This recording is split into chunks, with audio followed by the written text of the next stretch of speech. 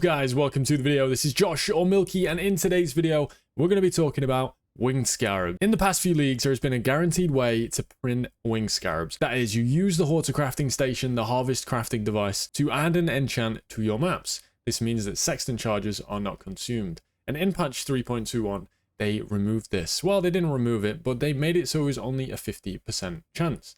Now I wanted to test, after doing Val Temple, I wanted to test whether or not the implicit modifier of 50% chance not to consume sextant charges scaled with the increased effect of map modifiers. And spoiler alert, probably doesn't based on my results, but I will need to do more testing.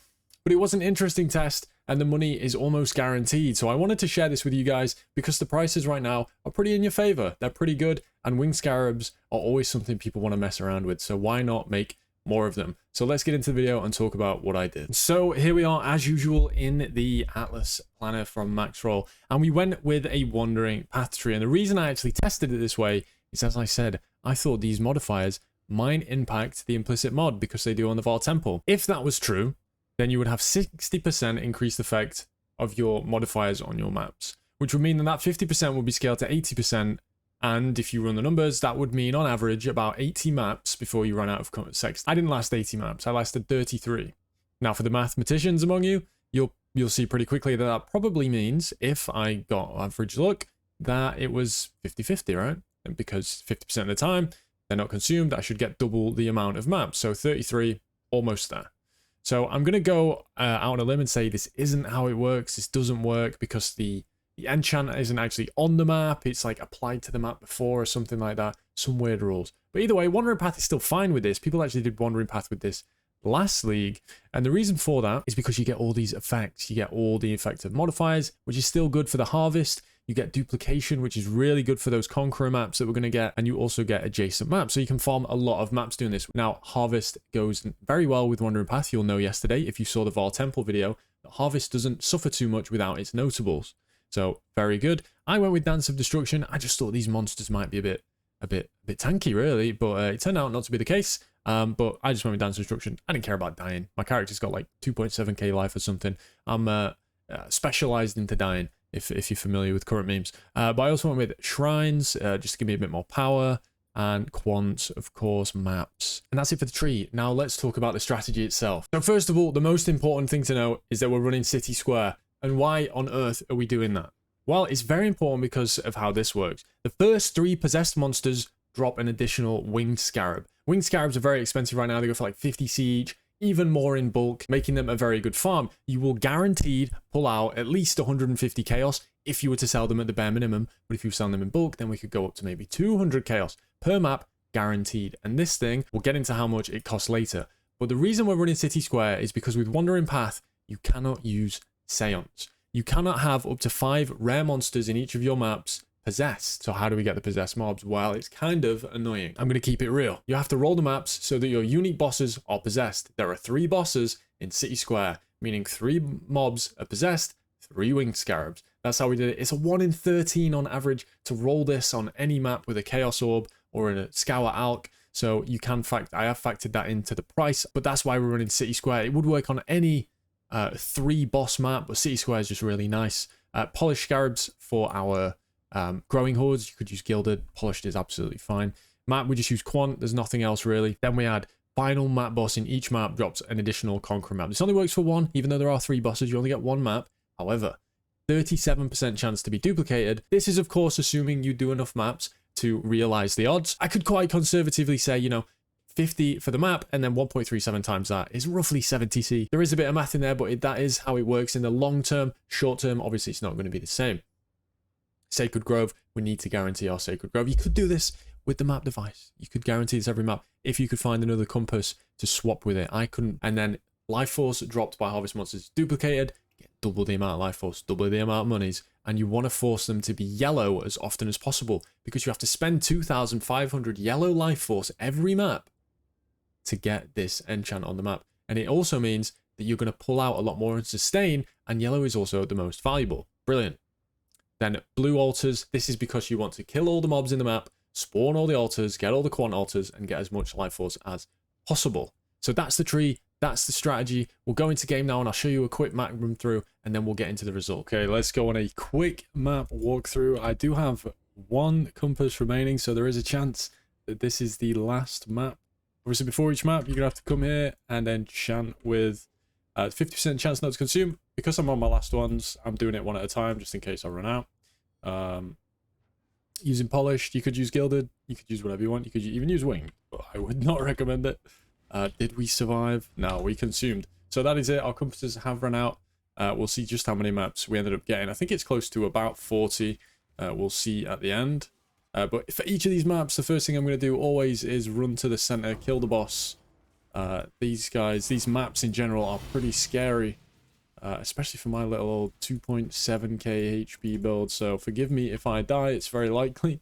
Wandering Path and 6 mod maps with all these increased effective modifiers.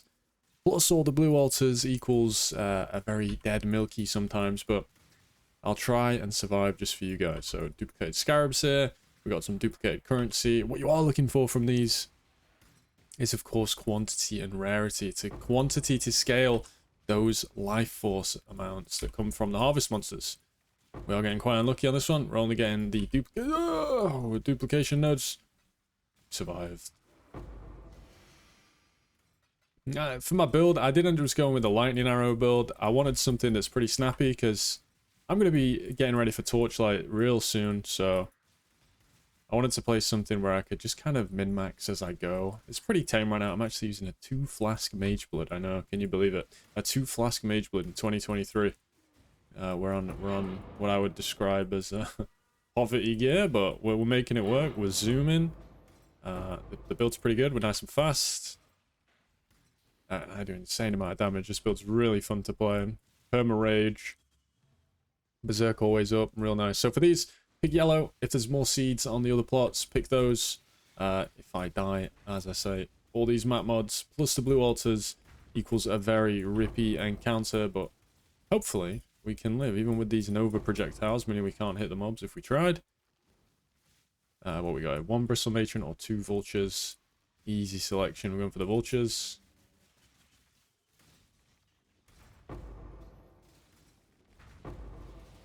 Obviously, the big payoff. Ooh, Mana Siphoner. The big payoff in these is, of course, if you get the T4 seeds, you end up getting at least 1,000 life force from that. You can also get Sacred Blossom. You could duplicate that life force. You end up getting a huge amount. Whip Legs here. Obviously, the compass means we always get these yellow plots, meaning we're always getting the most valuable life force. And we also can sustain the craft that we're putting on the maps, meaning we don't have to keep raiding constantly, which is very nice. Who likes to trade? Not me. Alright, and that's it. So that's how we would run a map.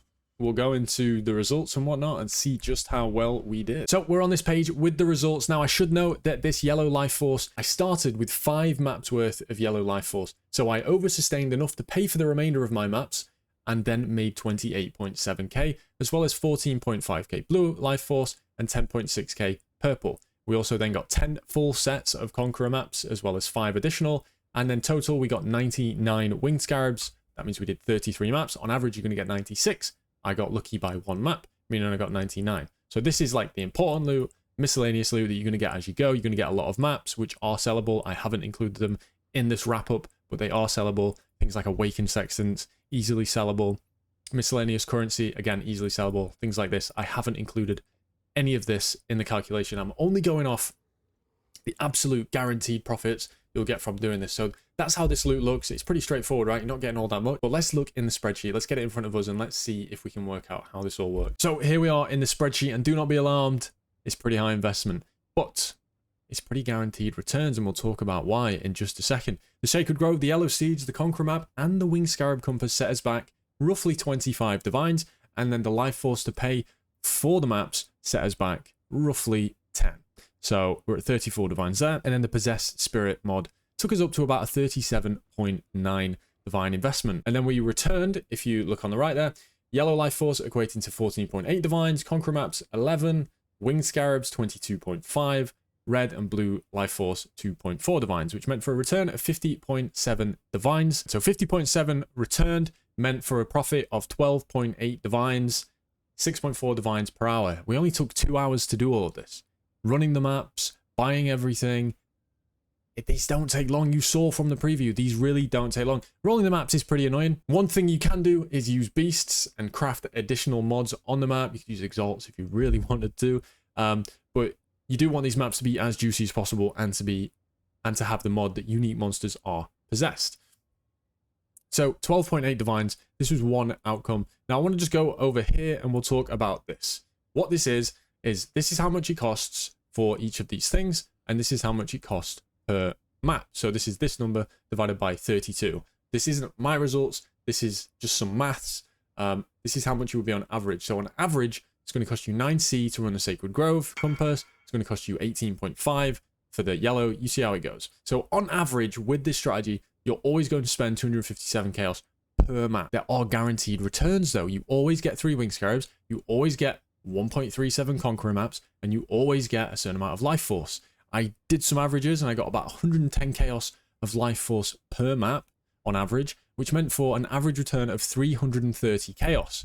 So you can see here, that's what, roughly 73 chaos per map, and you saw how quick the maps were. So it's kind of just, how fast can you get these run? How fast can you get them? How fast can you roll them? How fast can you get a stash tab of maps ready to go? And how fast can you just blitz them? Because the more and more of these Winged Scarabs you get, the more and more you can charge. And the same goes for the Conqueror Maps. And this is, as I said, taking into account only the drops that are absolutely guaranteed, nothing else. The rest is just profit. And we're already profiting on what takes about 2 or 3 minutes to run a map. An interesting one, not necessarily a strat saying go out there and do this. Obviously it's pretty difficult to set up, you need a bit of investment to get going, but for those people that thought this strategy was dead, it certainly is not. It just requires a bit more stick-to-itiveness. You've got to keep going. You just got to map, and the more maps you do with this, the better, because you're going to realize that average more often. You're going to get the 32 maps on average. If you do it once and you get like 24 maps because your map device is just chewing your enchants, yeah, it's going to suck, but you've got to do this a lot to beat the variant.